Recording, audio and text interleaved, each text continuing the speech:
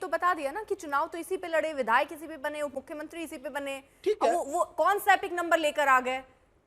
बिल्कुल बिल्कुल आपकी बात सही है। जो जो तेजस्वी ने जो दिया है उसको कंटेस्ट किया गया है। इलेक्शन कमीशन कह रहा है कि भाई आपका जो दो दो कैसे आपके पास है। उन्होंने उनको नोटिस दिया है, नोटिस करने के बाद उसकी जांच पड़ताल होगी, जांच पड़ताल हो जाने दीजिए बिना उसके लेकिन आशुतोष जी कहीं ऐसा तो राजनीतिक नहीं है, पार्टी। फिर देखिए विपक्ष पर देखिए कैसे आप भरोसा कीजिए जब एक अपनी ही चीजों को इंक्वायरी नहीं कर पा रहे, खुद ही अपने लिए ही गलत नंबर लेकर चले आ रहे हैं और ये एक कह रहे हैं एक कि लीजिए ऐसे ऐसे हमारे साथ हो गया। तो वो देखिए पब्लिक की देखिए बात जो कह रहे होंगे या जितनी बातें कह रहे होंगे उसमें कितनी सच्चाई है, फिर इस नहीं सवाल उठेगा ना बार बार कि नहीं आप नहीं, ऐसे ही बम फोड़ने की बात कर अर्पिता रहे जी, हैं, कुछ भी अर्पिता अपने ही जी, ऊपर बम फोड़ ले रहे हैं।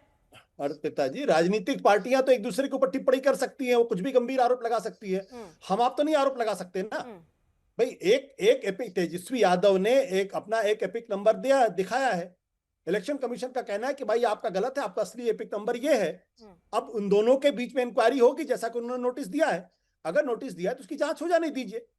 अब उसमें अगर तेजस्वी गलत होते तो तेजस्वी खिलाफ कार्रवाई होगी और फिर उनके जो दावे चुनाव को लेकर है वो। लेकिन इसका दूसरा पहलू भी है हम्म। कि जिस तरीके से चुनाव आयोग की एसआईआर स्कीम के बाद जो 65 लाख लोगों का हुआ है, इसका मतलब ये तो नहीं कि उस पर सवाल नहीं खड़े होंगे या उस पर बातचीत नहीं होगी या उस पर चर्चा नहीं होनी चाहिए। उस पर भी चर्चा होनी चाहिए क्योंकि 65 लाख वोटरों का लिस्ट से बाहर होना एक बहुत बड़ी संख्या है।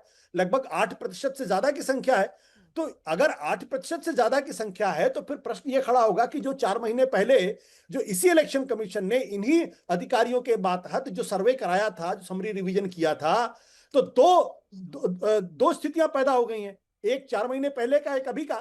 तो इसका मतलब यह कि जो इनके पहले के जो चीफ इलेक्शन कमिश्नर थे राजीव कुमार, उनके तहत अच्छा काम नहीं हुआ, उनके तहत गलत काम हुआ है और उसके तहत लोकसभा के चुनाव भी हुए हैं। तो उस पर भी चर्चा होनी चाहिए। और इसका मतलब ये नहीं कि तेजस्वी यादव पाक साफ है। अगर तेजस्वी यादव पकड़े जाएंगे गलत काम करते हुए, गलत काम अगर उन्होंने किया, दो दो एपिक नंबर लेकर घूम रहे, तो जाहिर सी बात उनके खिलाफ कार्रवाई होगी। और अगर यह साबित हो जाएगा तो उनका राजनीतिक नुकसान भी होगा। लेकिन इसका मतलब ये तो नहीं कहा जा सकता कि आप 65 लाख पे सवाल नहीं खड़े सकते या उस पर बातचीत नहीं कर सकते। उस पर भी बातचीत होनी चाहिए।